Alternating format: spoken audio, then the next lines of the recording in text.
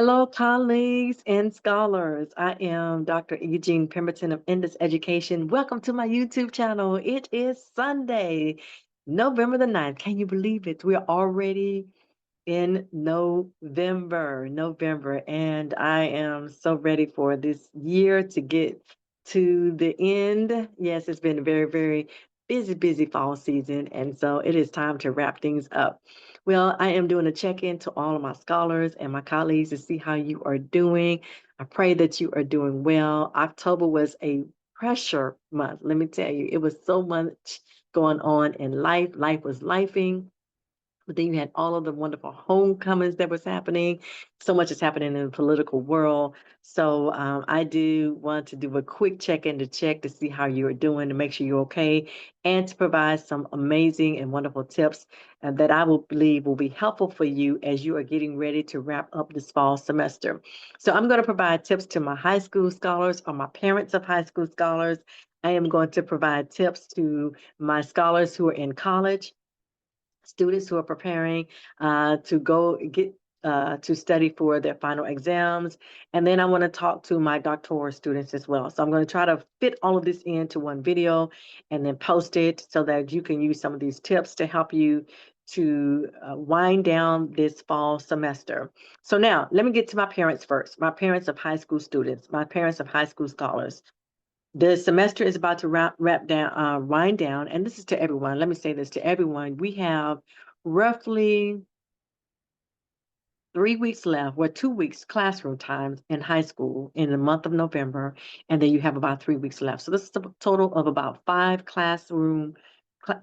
weeks of classroom times for high school students. Those of you who are in college, you have 2 weeks in November, and then maybe a week and a half in December. So classes for colleges are different.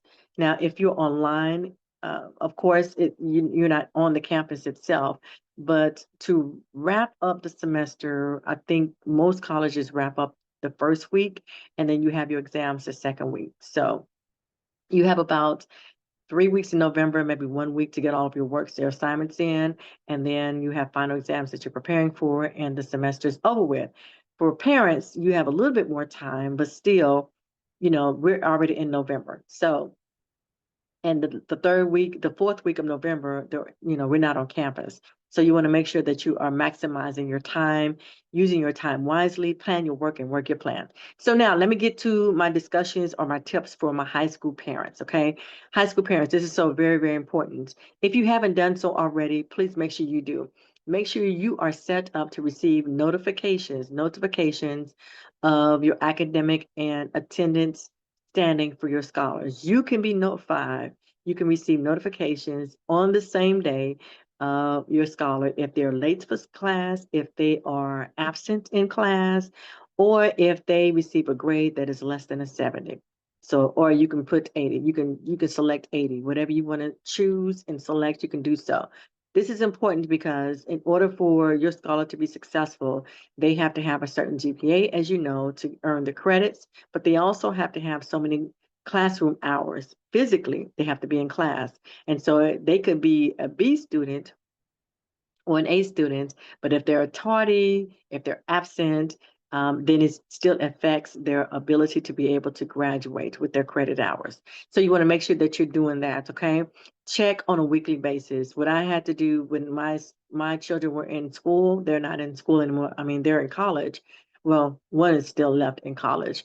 What I had to do was I just made sure I received notifications. So if a grade went down, if a grade was missing, if they were late for class, if they were absent, I received notification the same day, and I was able to hold that conversation with them and make sure that they were moving forward. As a parent, when my scholar became a senior, we started to strategize on at the beginning of each month. We had our goals for where we wanted to be per quarter for that senior year to make sure that we were moving forward in the right direction. And then we broke the quarters down into months. And so we will have our monthly powwow about where you are. Are we heading in the right directions with our grades? Have we filled out scholarships to prepare to help pay for your college, because he's in college, so he was going to college because it cost. And then if you didn't do your part. What are your financial goals to help you to pay for your college? Are you going to go to work? Are you going to have a part-time job? Are you going to have transportation? So a lot of different things that we had to talk about, but it was academic focus. Okay. So parents, you need to get academic focus with your child. Make sure that you understand and know what their grades are looking like at an early stage. So please don't wait to the last minute. I tell you, because it's really, really difficult. If your child was absent in August and you're asking a teacher in October what happened back in August, teachers average about 200 to 300 students. You know what I'm saying? And so it is difficult to keep up with all of those scholars. You have one or two, they have 200. So what you can do to be helpful for your scholar and for the teacher is to stay on top of that, receive the notifications. And I know it's tough if you're working, if you're trying to keep up with things. But again, you're keeping up with two, three, four kids. Teachers are keeping up with 200 on the average. So just put it on your phone. Make sure you notify yourself. Put an alarm on your phone to check your scholars' grades on a weekly basis, to check your scholars' attendance on a weekly basis, and to encourage them to prioritize education, to get their education, to do their work, to do their assignments. It's important because when they get that high school diploma, it's going to help you down the road as a parent, because they don't have to just sit on your couch and say, I can't find a job because I don't have a high school diploma. They can get a job, at least a basic job with a high school diploma, and help pay towards the bills, or they can move on their own and pay their own bills. Okay. So make sure you do that. Now, for my college students, listen up. If you are working on your bachelor's degree, congratulations, or your associate's degree, congratulations. The semester is winding down. I spoke to someone today earlier at church, and this is our first year in college, and I asked her what was the difference between a high school environment and a college environment. And one of the things that she said was it is a lot more quieter, right? You don't have a lot of people running up and down the hallways. That energy is very different, but also it can be a challenge because you're not having teachers pressure you about turning in your work, pressuring you about getting your grades up.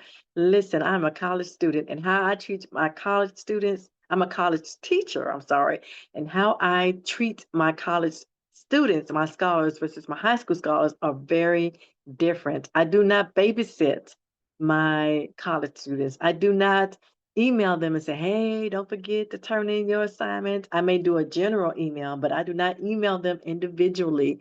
I do none of those things. Whereas for my high school students, I've got to grace and mercy and prayer warring and come on now, I have to nudge them, pull them, encourage them, love them in a very different kind of way. Okay, so, but when you're in college, it's totally different. You have to be organized, you have to be self-motivated, you have to encourage yourself.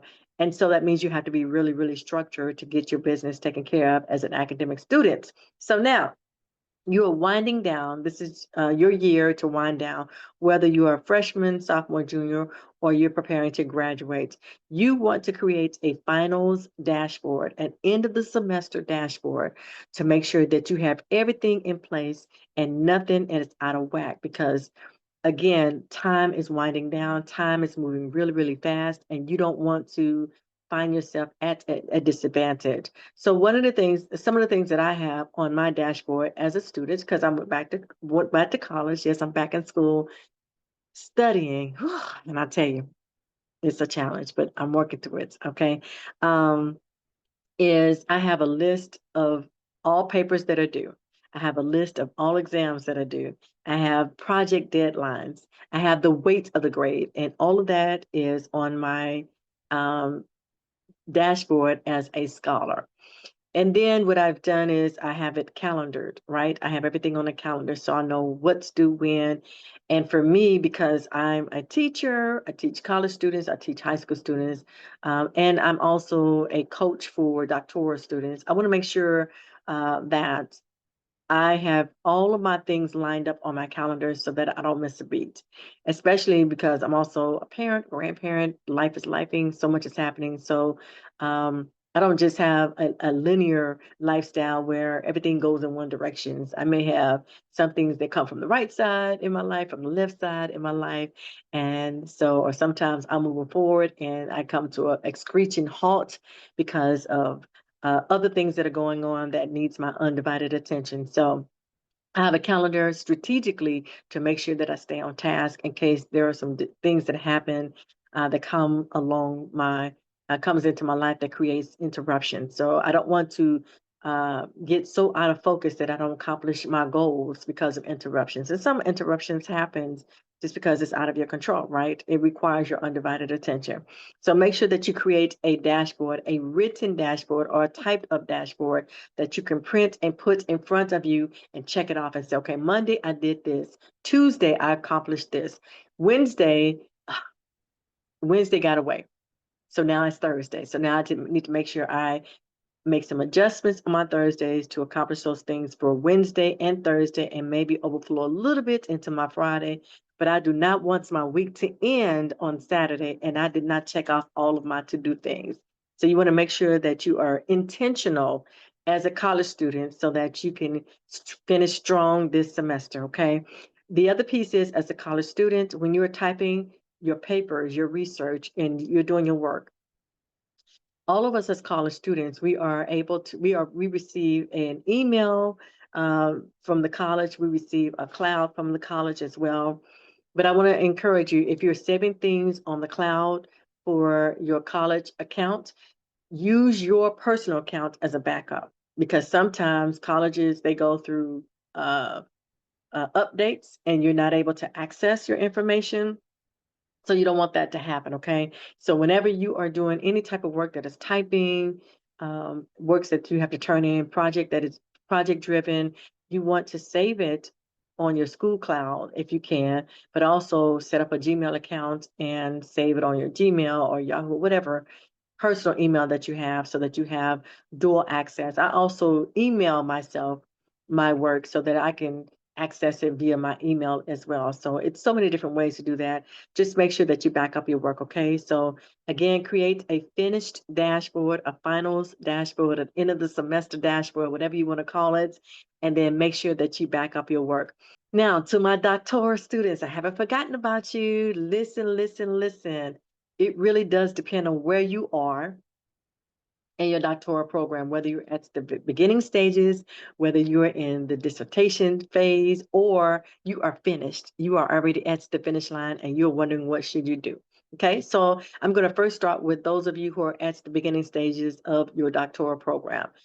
If you are doing coursework, okay, again, you should, like I shared with my scholars who are working on their bachelor's or even their master's degree, you should create likewise an academic dashboard for the end of the semester to make sure that you understand all of the things that you need to do in order to finish strong with this doctoral degree because you're in the coursework. So you don't want to have any stones not unturned regarding your research that you might need to do, papers that you need to turn in, if you have an exam from that professor as well, any type of reading that you need to do that you have to have aligned as you're preparing to end the semester. Also, you probably want to reach out to your professor to make sure that you have everything in place so that you can complete the semester successfully. Just talk to them, send them an email, let them know where you are, and make sure that you guys are on the same page, you and your professor as well. That's going to be really, really important as a doctoral student. The other piece is if you're doing coursework, you want to make sure that you have filled out scholarship applications. If you haven't done so, it is expensive going to college. And it's starting in July the 1st, I believe 2026, the way that they're going to be doing student loans and grants, it's going to look very, very different. So you don't want to be at a disadvantage when it comes to preparing to graduate or finish this particular degree.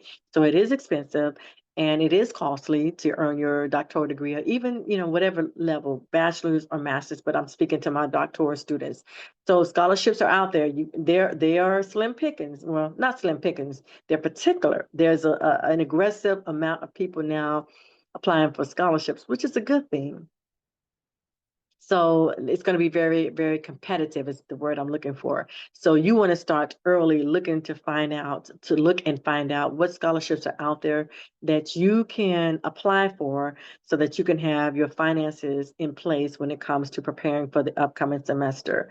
The other piece is as you are in your doctoral degree, and this is for those who are in the coursework and those who are in dissertation phase.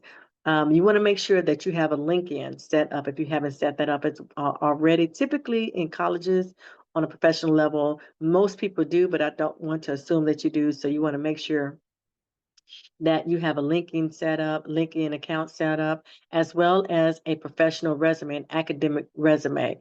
So you want to start building your resume if you haven't done so. You can really, really start that in December after you've finished your finals testing. That's what I want to say. But I'm going to put that on your brain. I want you to start thinking about putting together a professional resume, because that is going to help you as you're preparing to move forward with getting to the finish line of your doctoral degree. Okay. So now, if you're in dissertation phase, get with your chair and your committee members to make sure that you are trending in the right direction with your dissertation. You don't want to be so independent that you're not connecting and communicating with them, because remember, they have to sign off on your dissertation. So you want to make sure that they are giving you the type of coaching that you need in order to finish your chapter 1, to finish your chapter 2, to make sure all of the data and information that you need to collect is in your chapter 3 with your methodology, and then the explanations and the discussions that you're going to have in your chapter 4 and chapter 5 if you have a chapter 5, chapter 6 if you have a chapter 6. I'm not sure how many chapters you're doing. And then, of course, it depends on what form of dissertation. Is it qualitative? Is it mixed methods? Is it a quantitative? All those things that comes with a dissertation. So listen, if you haven't gotten with your chair, you probably want to set up 2 meetings with your chair. One, to let them know how you're progressing if you haven't done so. And then a second one to prepare for the spring semester, okay? So that's for those who are doctoral students. Now, also, well-being is important. I know that it can be very, very stressful as a student, whether you're working on a bachelor's degree, whether you're working on a master's degree, whether you are working on a doctoral degree. It can be very, very stressful. So Thanksgiving holidays is coming up, and if you can, try to spend at least a day or two just woosahing, okay? Just get on a patio. If you have a patio, go hang out with the family if you can. Even if you feel like you are behind, you want to step back just a little bit from your work to give yourself breathing room, and then you can get back in, you know, with both feet flat planted on the ground, and you can grind and grind for the remaining of the academic year. Now, if you are a graduate of or preparing to graduate, because we have some, as a matter of fact, there are 2 that I have been coaching that are graduating in December, which I'm so very excited about it. You know, I'm all things about getting to the finish line, and I love going to graduations. I'm so, so excited. So now, if you are there, that means you are either preparing to defend your dissertation. Make sure that you put together a wonderful, wonderful presentation. Get with your chair to see what type of presentation that you need to put together. And you can also look at different presentations on YouTube as well as you're preparing for that. And then it's almost over. You're almost there. So congratulations on closely getting to the finish line.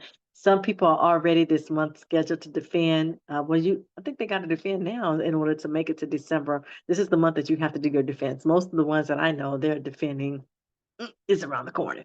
So that's what's happening. So congratulations to that. Make sure you also have your LinkedIn account set up. And we're going to talk about how you need to get your resume together so that you can maximize as a graduate of your doctoral program. All right. Those are my tips for my parents with high school students. Those are my tips for those of you who are in your bachelor's degree, or even preparing to earn your master's degree.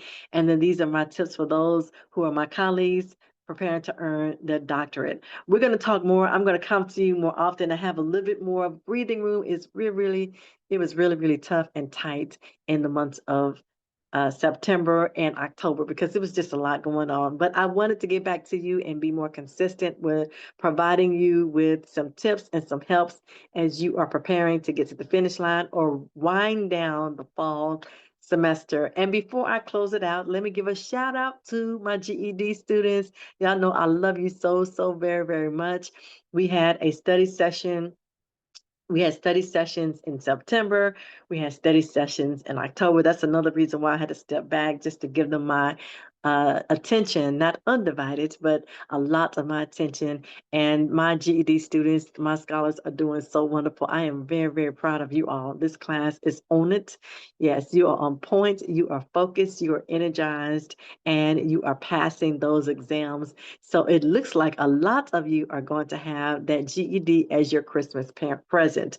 And so I want to say in advance, congratulations to you. And I'm still working with you all. As you already know, we're doing our individual tutoring now to help you to align with your studies and get to where you need to be to help you to prepare for your GED exam. So I wanted to give a shout out to you as well, all things education. So just so very, very excited. And I want to say congratulations to all of you all who are scholars, who are students that are going to school. Congratulations on getting to this point in November where you are almost finished with this semester. I'll come back to you again. Please make sure that you do me a huge, huge favor. Please like this video. Please make sure that you subscribe to my YouTube channel, and please share this video with someone who you know will benefit from the tips that I've just shared on preparing to end this semester by finishing strong. You guys have an amazing week, and I'll come back to you again with all things education. Have a great day. God bless.